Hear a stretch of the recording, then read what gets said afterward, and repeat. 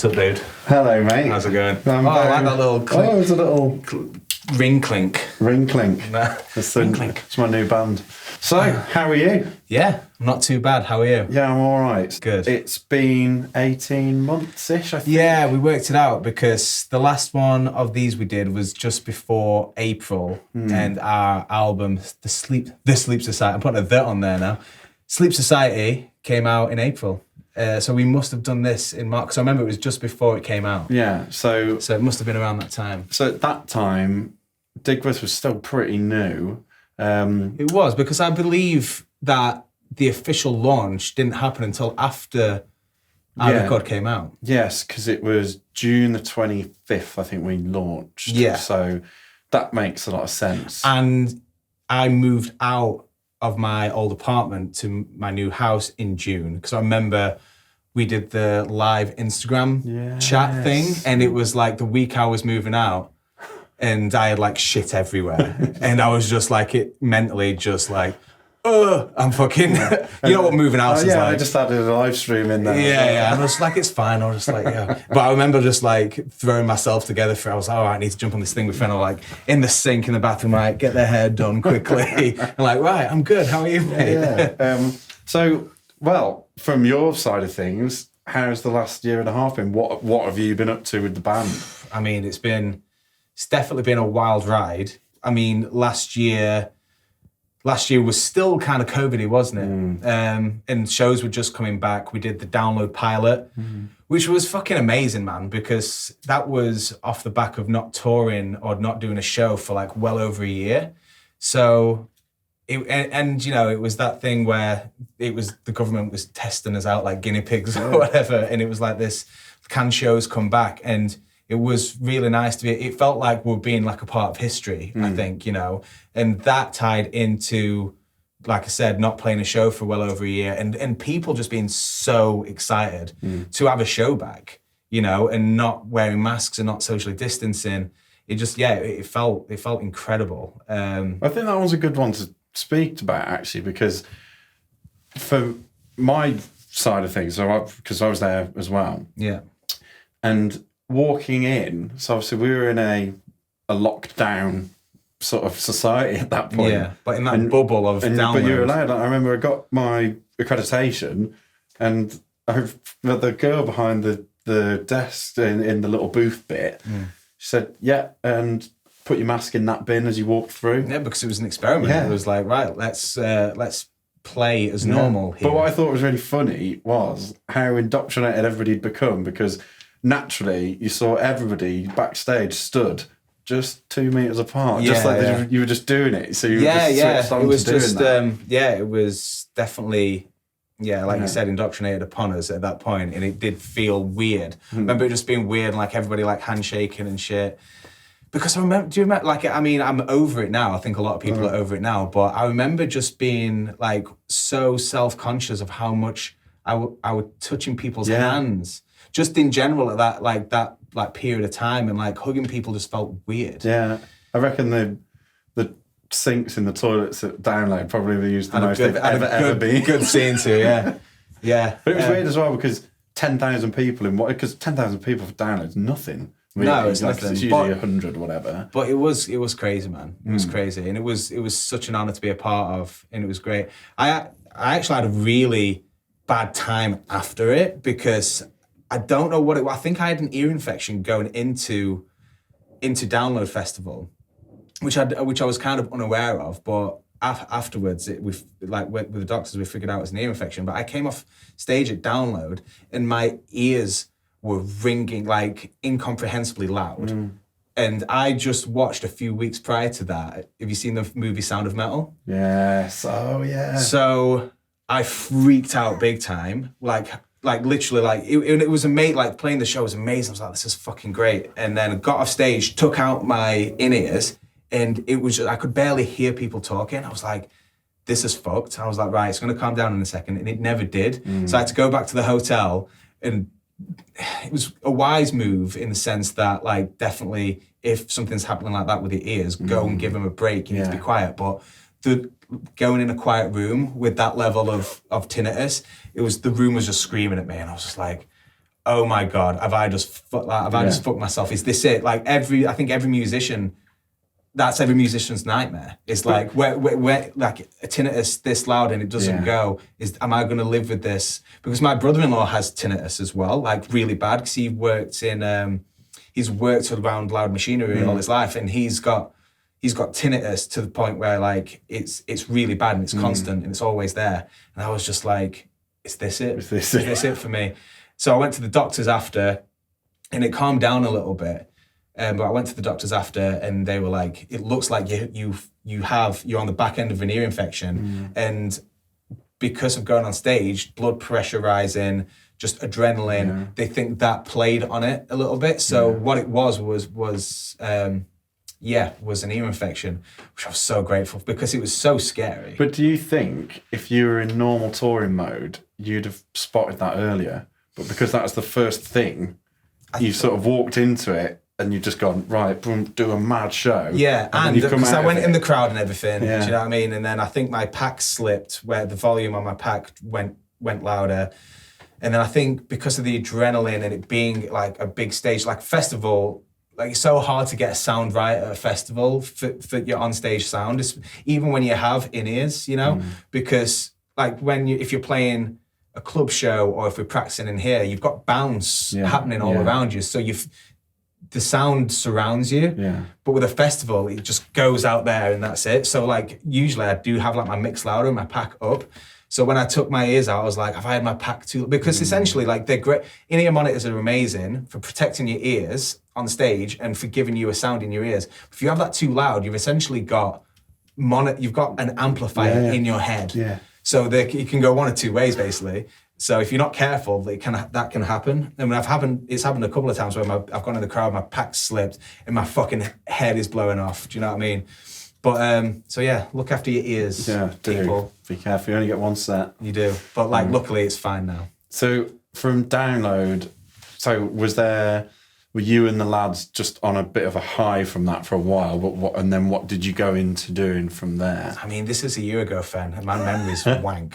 So, what did we do? Well, we'll go to this year. No. I can do this.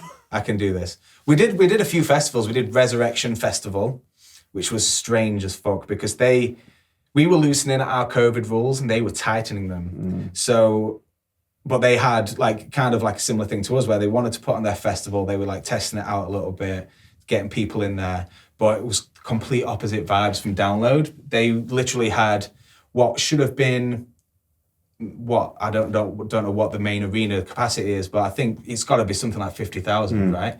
There are 2,000 people there on picnic benches, essentially. Oh, I remember. Yeah, strange, isn't it? So we played that. Not very many shows after Download, and it was just the strangest thing. And going from that first indoctrination back into live music where it was a government test event, so it was literally everyone mingle, do what you would usually do, to then stepping back into the real world at that time, and it's no, actually we're because not we were loosening things up, and much of the people around the world were looking at us thinking, "What the hell are you doing?" Basically, and the loosening has been happening since to where now it's basically not even a thing. It's COVID's the common cold to people, I guess now. But back then people were like, what are you doing? And people were dying and it was a very, very bad thing. But when your government tells you that, it's not that I listen mainly to the government, but you kind of do at the same time. So when you get told you can go out and do something, you go and do it. People wanted to get back to their lives. We touched on it last time, how badly being segregated from people affected a lot of people's mental health, and being around people is what they need. So if you get told these are the rules now, go out and mix with people and you can go and do it, you go and do it. Do you know what I mean? So we went back in. We went into Resurrection Festival just thinking, how bad is it going to be here? And it was bad. People. You weren't allowed, social distancing was still a big thing. And there was 2,000 people in a 50,000 capacity arena on picnic tables. And it was a strange thing. Imagine in 20, 30 years' time trying to explain what that whole situation was. I mean, we may have another pandemic in between now and then. Well, yeah, you know what I mean? This could have been our test run for something that's way worse, you know? And like, have we learned anything? I don't think so. No. I don't think so, but we'll see. We'll see what happens. But I felt like the typical English guy who was like, because I went from, I do my typical thing where I like go in the crowd or whatever.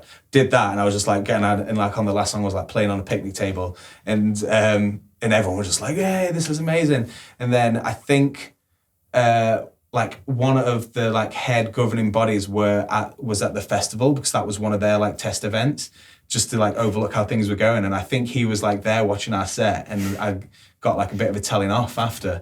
Just be like, what are you doing? And I was just like, English, our restrictions are a bit looser. So like, but it didn't go through my head though. I was just like, it's an outdoor festival. I'm not like high-fiving these people or anything, but when you're in the moment as well, it's in the moment. A lot of things happen in the moment.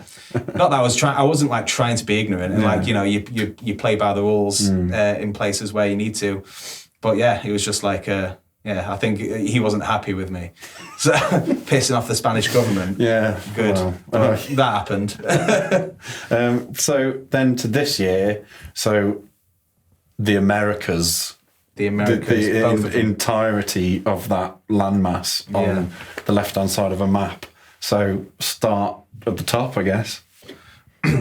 North America with Wage War. It was our second full-length tour since COVID. We did our UK headline in September the year before.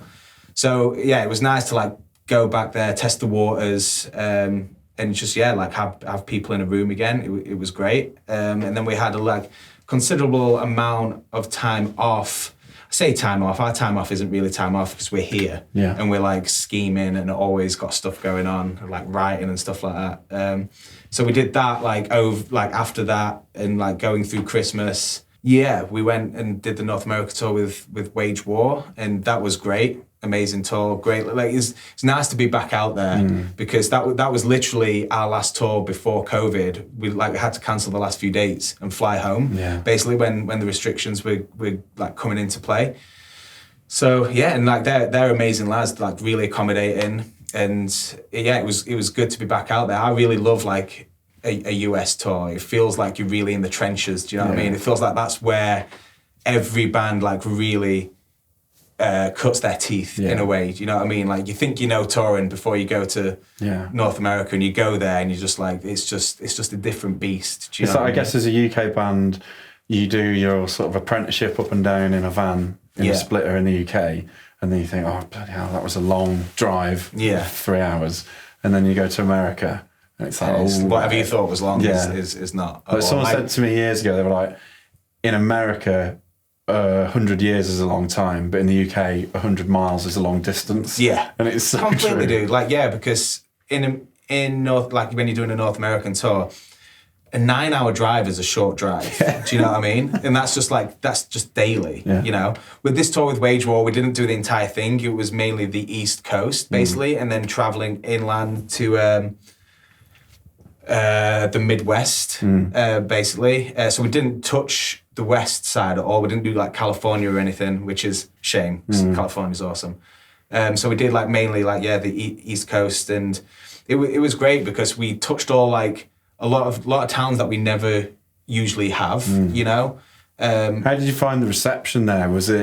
Did you find areas, if there were towns that you don't usually sort of frequent when you do a US tour, because obviously you're more, if you think about any US tour, you'd usually just go east to west or west to east, wouldn't you? And just try and sort of zigzag it a little bit. Yeah.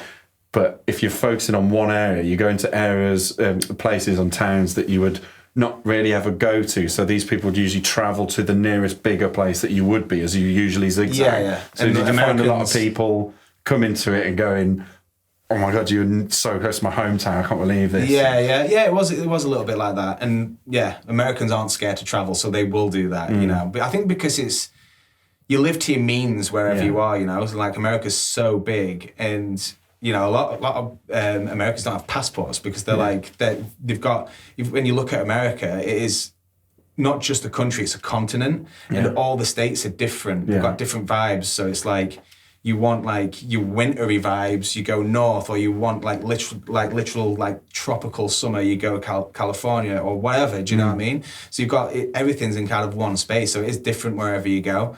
But yeah, like there were a lot of grateful people that we would go into like smaller places, which was great. And it's one of those things where Wage War and us aren't too dissimilar. So I think, you know, they're doing great out there at the minute as well in North America. So I think it was a perfect storm in regards to being main support to them. And like, I think that's what we're trying to strive towards now, especially like North America. If we've got like a good main support slot where we can go out there and really like, you know, go for it to try and like raise our status out there, then we will. And I think Wage War was the perfect one for us.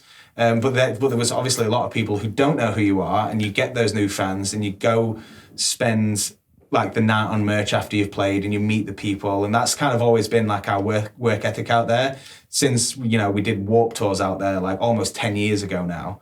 Like you go out there, you literally put in the hard graft. And I think that's what America is. It's not like, because it's like, again, it's so big that you've really got to put in persistent work out there to get anywhere, you know?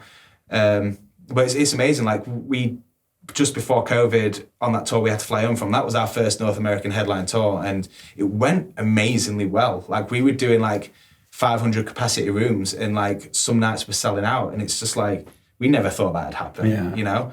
And And that's before Sleep Society. That's before Sleep Society, yeah. So that was still on So What. So how's the impact? We'll come back to the recent tour of the South Americas in a sec, but so how did you spot the impact of Sleep Society on, I guess, well, in general, because again, we talked about it in the last one, I think.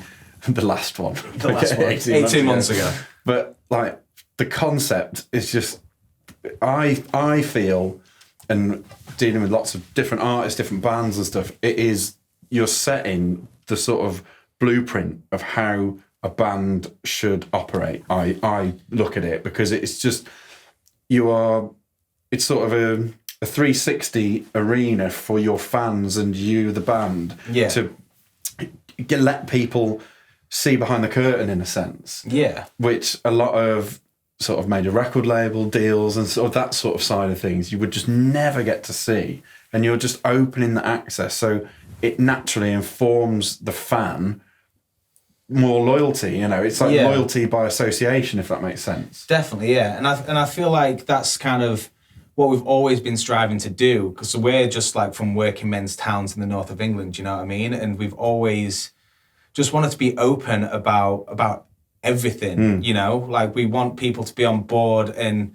like our favourite band back in the day was Thrice, and they had the Thrice Alliance, which was the early version of like Patreon and so like these fan clubs and stuff, you know?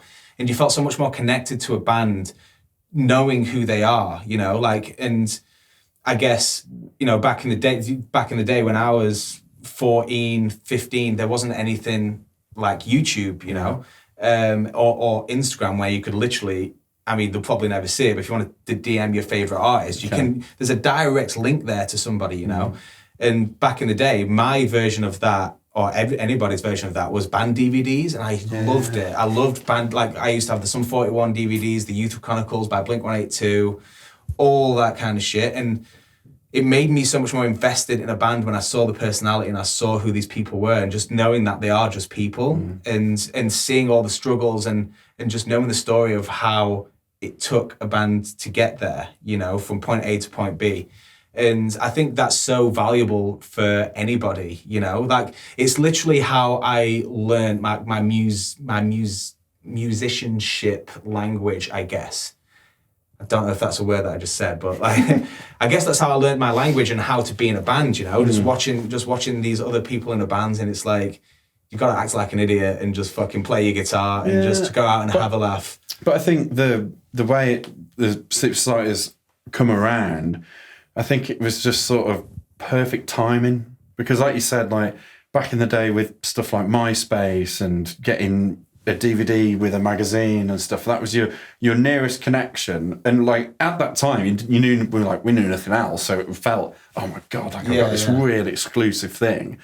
But in reality, you are 7 steps away from whatever this was initially. Absolutely. But I think with the way it works with the Sleep Society, with Patreon and everything, it's just sort of the sort of stars aligned for the Sleep Society to happen at just the exact right time, especially coming out of the pandemic. Definitely, yeah. And well, sort of mid-pandemic still, it was almost right at the start of it, if you think about it. And that was something that was a complete accident, and I think it is something that was necessary at the time, and it felt really special for it to happen at that point, you know. And we've all, like I said, we've always kind of strived to have fans involved, and you know, like, because we are just a 5 regular bunch of dudes, and we don't want to kind of sugarcoat or like think that you have to do anything extraordinary to get to the position that we're in. It just took persistence and hard work and passion, and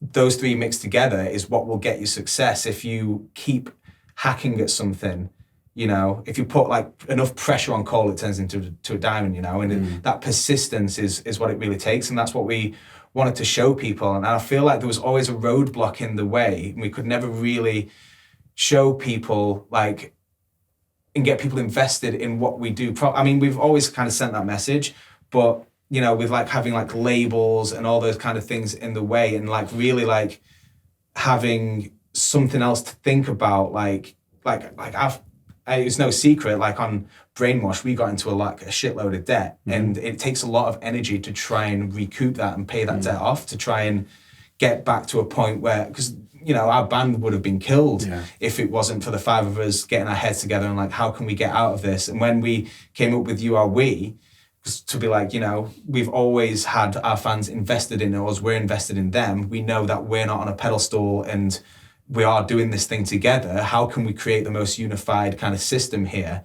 And that really like helps us create that record, and I think created a sense of community like we never had before, but that's what we always wanted to get to. So we were like, why we're not going to do that again, but it can be self-perpetuating and it can just continue as its own kind of platform, you know? And I think it's amazing. Like we are connecting with fans more than ever.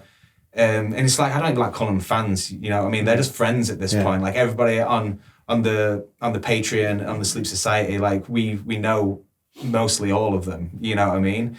Especially like in the Revolution tier, they're like the core like diehard fans, you know, and literally like we have a Zoom hangout with them like once every month, and we just know what they're doing. Like Paige, who she's just like moved around the area, I see her every now and again. I'm just like, how's it going? And you know, I saw her at the Straight from the Path show the other day, and she just comes up and we have a chat together, and it's like, do you know what I mean? That's what it's about, man. See, but like from looking back, when you're growing up and you're finding like your band, if you know what I mean, like as a fan, like when because everybody has it when they find that one band that they just go, oh, that's my band. That's my band, right? Sort of thing, and having that access and being able to speak so openly, but it get listened to. Is like something. It's so good. And that's what we really like. We're fucking, because you want to be in a band that you'd want to be a fan of. Exactly, and that was going to be my point. Like we're in the position, we're a very privileged position now, and like we're living our dreams, and we never thought this would be possible. And so I think we have a sense of responsibility.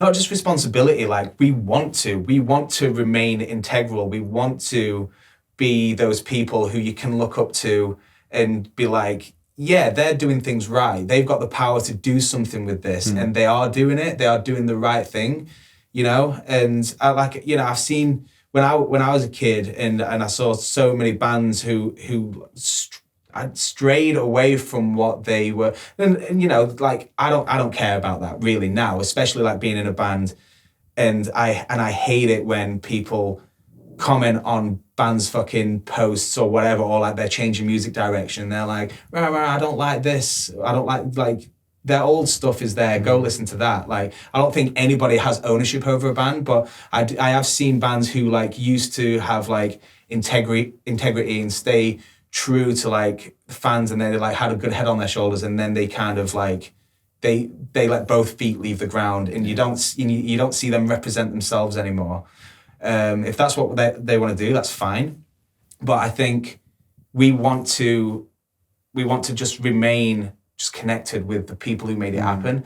You want to grow, so you want to reach the hand out to new people while growing, while also putting the other arm around everybody that you've got to go like, come on, we're doing this all together. Exactly. And I think that's what the Sleep Society offers, that the normal way of doing things would just never be, because you're so isolated and separated. Do you know what I mean? Yeah. Like you're locked down. Yeah. It's a crazy thing, man. And I'm like really, I think we all feel just really lucky to be in this position, and just to have people following our band who are just genuine people. Like Matt said, like he could probably like go out for a beer with like 99% of our fans, you know, and just sit down and have a chat. It's none of that like starstruck kind of feel. It's just, and I think that's maybe because the way, like I said, we're just from working class fucking northern towns, you know, and it's like we've always kind of just put in the work to get where we are. We've never had anything handed to us. And I think that maybe where the mentality's come from. Like, I never want to feel or think that I'm better than anybody. Yeah. But I think, so you mentioned sort of where you're all from. So then how does that, what's the sort of culture shock like when you go and do something like where you've just been? Yeah. So like what have you just come back from? I say more than the culture shock is being there and coming back here after being in shorts and a t-shirt for 2 weeks, and it's fucking freezing here. I'm usually good with the cold, right? And honestly, I've come back and I'm being a right fucking pussy. I'm just like, where are my gloves? Where's my big coat? I'm like, ugh. And like fucking cost of living crisis is real at the minute. Like, I'm not going to sugarcoat it to anybody. I'm not fucking rich. Like, me and my wife have to have our fucking heating on for 30 minutes at a time, so our bill isn't 20 quid a day. Yeah, exactly. It's fucking freezing in our house. It's wank. But that's all right, because you like just got a bit of a chance. South American tour. Yeah. So tell us, so how did that go? So where did you start, and what were the sort of pinpoints throughout that? Because that's not many bands get to tour South America. They don't, and we've been wanting to do it for a fucking long time. God, I don't know if you've, I mean, I think the most commented thing on any band's post is probably come to Brazil. Yeah. You know, I think that outweighs any comment that happens on social media. So we came to Brazil and it was fucking great. And it was honestly, they're very, very passionate people, to say the least, you know, when it comes to their football, their music, their food culture, just everything. They're amazing people, and it was great, and it was so strange, man. That city is colossal. It's fucking huge, and like flying in to that city was so strange to see. I've never seen something so big in my life, you know, and getting like the best view of it, and literally from the plane, and they go pretty high. Yeah. It was as far as the eye could see, and I was just like, this is insane. Because you got undulating landscapes, but it's full. It's full. It was full, and every square inch of it. You had like your big skyscrapers and shit, but like there was so many tiny buildings like filling out in between. It was just so big, but it was just it was amazing. The show was insane. We played in fucking Brazilian football shirts for the encore, and they just lost their shit. It was fucking amazing. And we went to a Brazilian football game as well. Right. We thought, you know, England was passionate about football, but they're just on a next level. Yeah. We went to this club to go watch it. You know, we were all just like dying from jet lag, and it was just like the next, was it the day we landed? It was the next day after. It was the day after we landed, and we went to go and see the football game. And it was crazy. The one thing I will say is they are very passionate about the football, but they have these fucking horns that they blow, and they're so loud. And so I was stood there, and like I don't really drink anymore, so I'm just like stood there, and I'm very aware of everything. And there was just like horns being blown in my ear. And I was like, and then fucking they won. which was great. I would hate to have been there if they lost. And it was looking dicey for a moment, but they won, I think it was 2-0. So yeah, like it was great atmosphere to be a part of. Yeah. It was fucking great. So don't get tinnitus in Brazil through the Vuvuzela horn thing. I mean, yeah, exactly. I was just talking about tinnitus. I'm just I'm like very like self-conscious about my hearing now. And I was just getting fucking horns in the ears. It was great. When your in-ears out to watch football match. Yeah. Well, I think, no, I didn't have any ear protectors, so that was my bad. But yeah, great. And then, from Brazil, went on to Santiago, Chile. That was great. That was my favourite place of the whole thing because it wasn't as busy. I'm like, I don't know, man. I'm like almost getting to my mid-30s now, and I just like peace and quiet. Apart from when I'm on stage, that's my time of chaos. Yeah. Now I like a quiet life. So that's your 2 hours of chaos in a day, and that's nice. Exactly, that's nice. Leave it there. But yeah, Santiago was a lot more chilled. Very chilly. Oh wow, chilled. Didn't know I was saying that. But yeah, it was very chilled. It was nice. It was really like rustic kind of looking town. Like the cars were just kind of like I mean. It, like 90s to like early 2000 cars, which I just love the look of. Yeah. It was from a cinematography standpoint beautiful. Yeah. I was like somewhere I'd like to film. Do you know what I mean? And Wes Anderson dreams sort of thing. Exactly. No, that's what I'm saying. Yeah, just like the buildings were perfectly weathered. Everything, like the cars, like the buildings, just the landscape in general. Everything was perfectly weathered. I was like, oh, this looks fantastic. So yeah, and the food was amazing there. And then and honestly, I think the Chile show probably outweighed the Brazilian show with how great, like how crazy the people were. It was fucking great. It was great. It wasn't, there wasn't much in it, but I was like, whoa, Chile fucking really, when you just don't expect it out of some people. And because the Brazil show was like 1,600 people, which was fucking crazy. And then Chile was like, I think it was like 400 to 500. So it was a smaller show, but you know what those smaller shows are like? Yeah, it was fucking, it was wild, man. And then, like, it was one of those things where I'm just like, I've never heard people chanting and singing along that loud, where I've got in-ear monitors in, and that's like one of the only things I can hear over the guitars and the music and shit, and they're just like singing every riff. But it was just like mental. That must throw you back to when you and the lads first started, and like all you're thinking of is, we want to play a gig. Yeah. And then you throw it to that, and you're like, my God, we've come to this land. Yeah. That is literal thousands of miles away from home. Yeah, like 8,000 or some shit. And you've got people there that know every word, and they're as passionate. Well, I remember when we first started touring Europe, and what band was that? I think it was Shadows Chasing Ghosts. Do you remember that band? Oh, yeah. So we were touring with them, main supporting to them in 2010, I think it was. So this is the first year that we were touring. I think it was the back end of the year, so we did like some like UK like tour. We toured the UK relentlessly. 2010, I think we did like 260 shows or something, and that was just us. Just like we obviously just watched the Parkway DVD. Do you know what I mean? And they're just like, we went out there and did it on our own, and we were just like, right, we should do that then. So we literally just got in the fucking orange van, and we just got on whatever show we could, like in the UK and Europe. But we didn't stray too far from that, so we went on this tour, Shadows Chasing Ghosts, in the back end of the year, and it was a proper tour. Do you know what I mean? Like where it was like, these venues are booked, and we did like Belgium, France, Netherlands, and I remember like we were getting further and further into mainland Europe, and I remember saying we were getting to Italy, and I was like, right, if people know the words here to Crows at the time, because like everywhere we went, we were like, oh, fucking people know our band, this is crazy. Yeah. And I was like, if we get to Italy and people know the words there, I'll eat my fucking hat. And we got there and people knew the words and they were singing along, and it was crazy. And that was the furthest we'd played away from home at the time. So to have that literally the other side of the world in Chile, it's just fucking bananas. Do you know what I mean? And I had the same kind of vibe there. Where I was like, if people know this shit here, I'm not going to believe it. And they did, and they were probably the loudest out of everybody. That's so cool, man. So it was crazy, man. But then that is the power, it's like, again, like rolling it back to the Sleep Society and everything.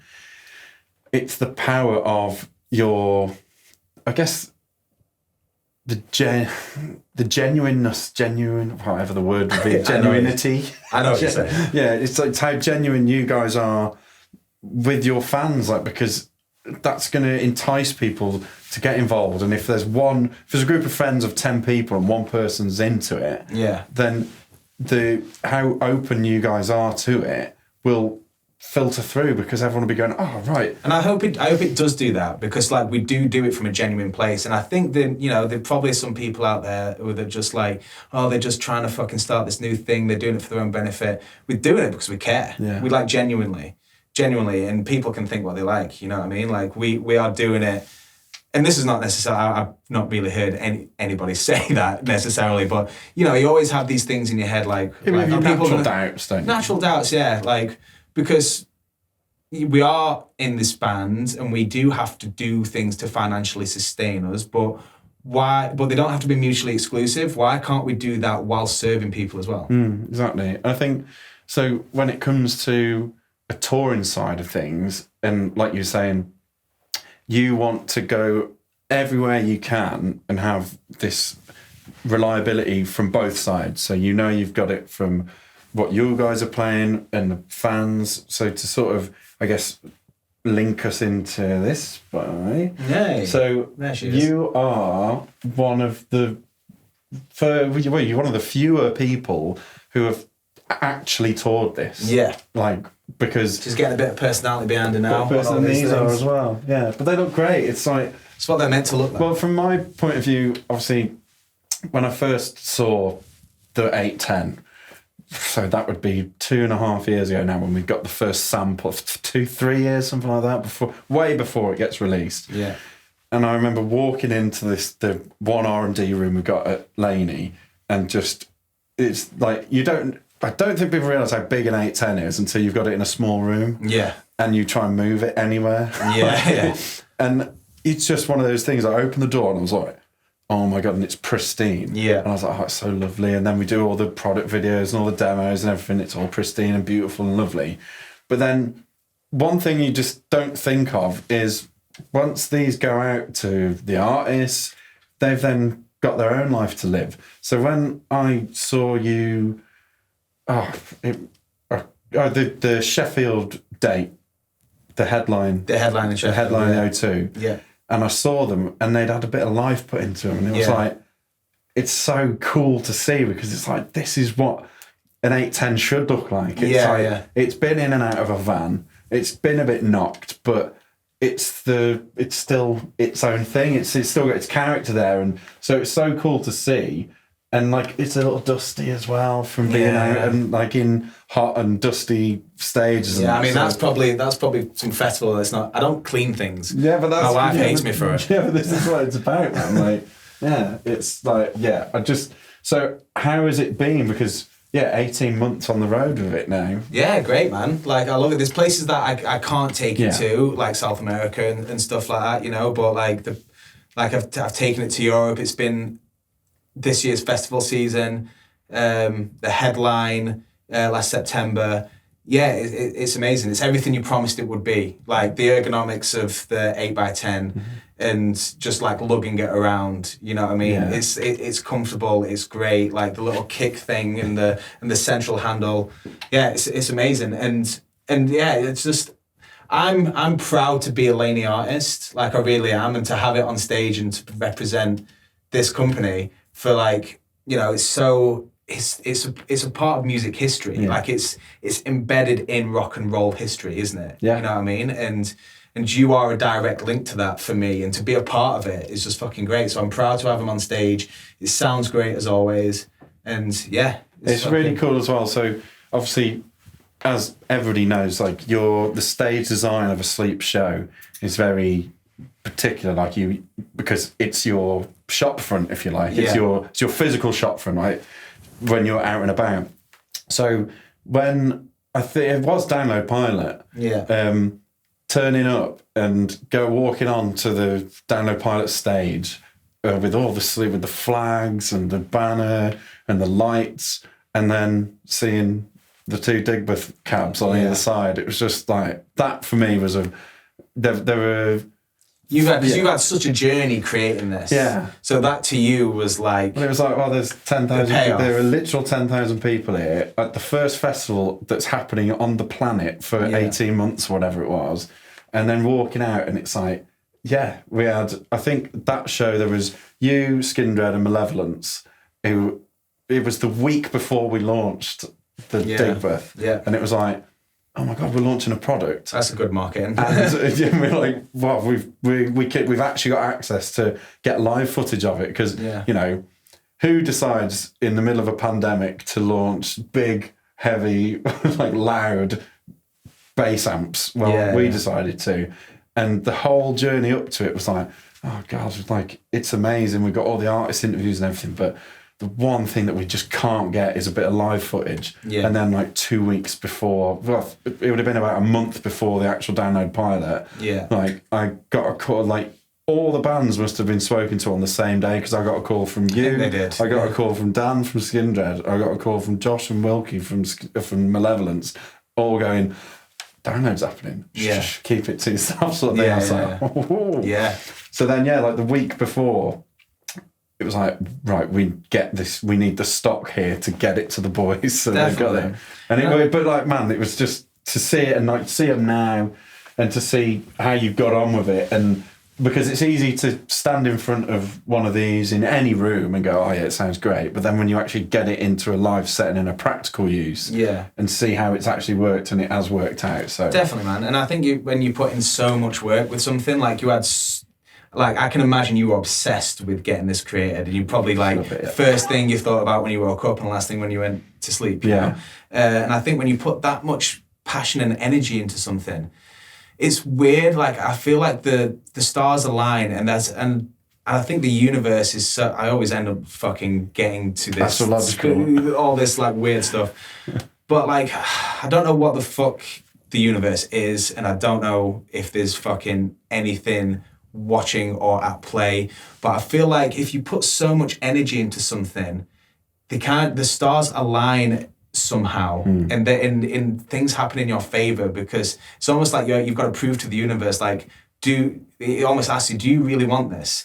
And you probably will do it to a certain extent, and then if you're kind of like having any doubt or like pull back a bit, like, oh, it's too much work, but when you get over that final hurdle and you're like, I'm really pushing for this and I really want this, whatever it is in life, I feel like things do like fall into place somehow. And I feel like that's the thing with the download pilot. You really needed some like live footage, and it's like, and it obviously didn't all happen for Laney. Like, here's universe, here Laney, here's a festival for you. But like I really do believe like heavily in synchronicity, and I don't know exactly how it works. I don't think anybody does, but because you put so much into this, you got exactly what you needed at the right time. Yeah, I definitely think so, man. And I think as well that download pilot happening when it did, I think it just, like you say, like the stars sort of aligned. And a lot of fate, I think, worked in place at that point. Like, because I believe a lot in that as well myself. And you think that was just meant to be at that time. Exactly. Like it was a calling card for so many bands to go, just what you needed when you're getting into like the 15th month of lockdown or whatever it was. Like, you really just needed a show. Definitely. And it happened. And it wasn't a socially distanced show. It was a go mingle, go jump in the crowd, have a mad experience and do it properly, like we were allowed to, and like fortunately we're allowed to again now. But I think that links us nicely onto actually 2023.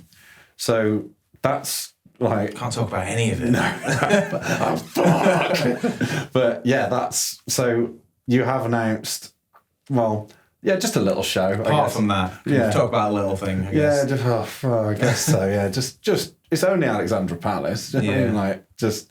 So I guess, is that the sort of, do you look at that as the culmination of the journey, and that is exactly like, did you go and see shows there, or were you aware of shows that happened there, and was it always? It's always been on the radar. Yeah. It always seems like that place that.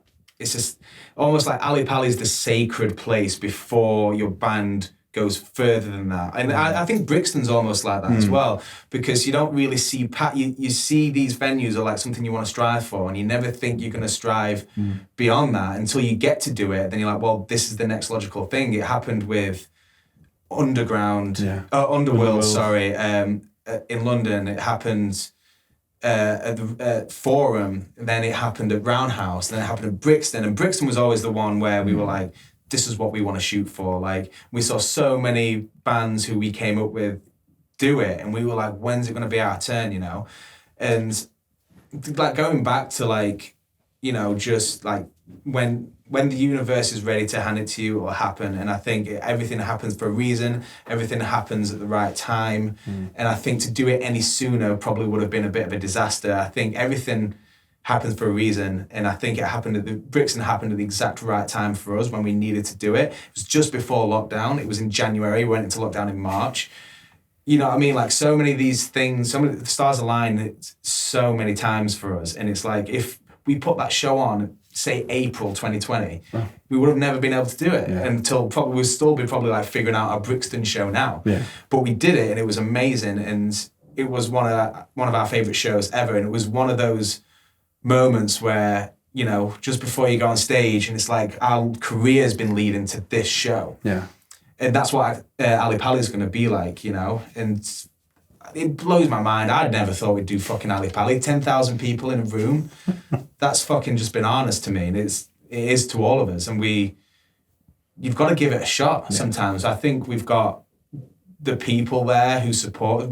We've got 10,000 fans. Yeah. You know what I mean? It's about getting them in one space. So hopefully they do all come and it will be a special night. And it's something we're very excited about. Like we were saying, it's the fate thing, isn't it? Like if it I really do believe that. And this, you know, I've had so many things happen in my life where it's like, I don't think it's luck, and I don't think things just happen to. If you make your own luck I think that's what I'm trying to get at. Like, there is some people where that does happen, but I don't think there's any longevity in it. You'll probably get like your 15 minutes of fame, and it's not like we're in it for fame. That's not what we're doing it for. We're doing it because this is what we love to do. And how else are you going to sustain a band?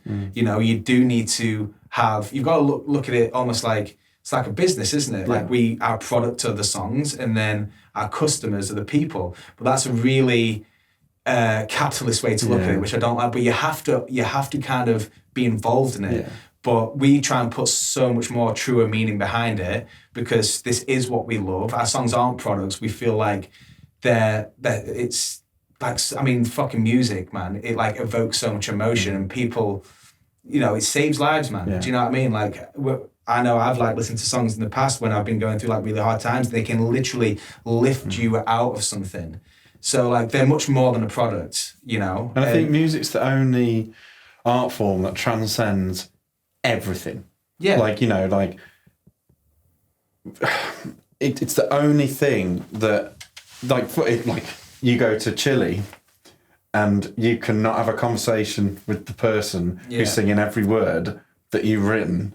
But you have this connection. Well, there was literally so I was out signing some stuff, and you know, most of us don't speak the same language, and so a guy went like on Google Translate, and he was like, in the English, I mean, it was very clunky because you know what Google Translate's like, but it was like, I've been suicidal lately, and your songs like literally saved my life, and I was just like, something that we've created helps somebody on that level.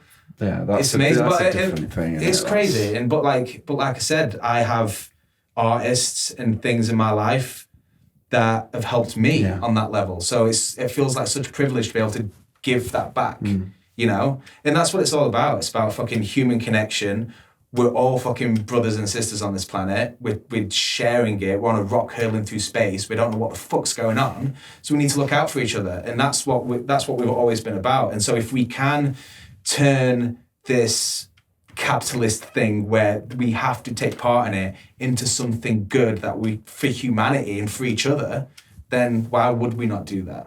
Well, mate, I think that's the perfect crescendo. Yeah. And I think we should definitely do another one of these, but I think it's going to have to be just after the Ali Pali show. Yeah. To then go, oh my God, that was amazing. Let's schedule it in. Yeah, definitely. Well, mate, thank you. Oh, it was a pleasure, man. Appreciate it. Yeah, it shall not be this long again. Definitely. I hope not. Yeah, definitely. Keep using these bad boys.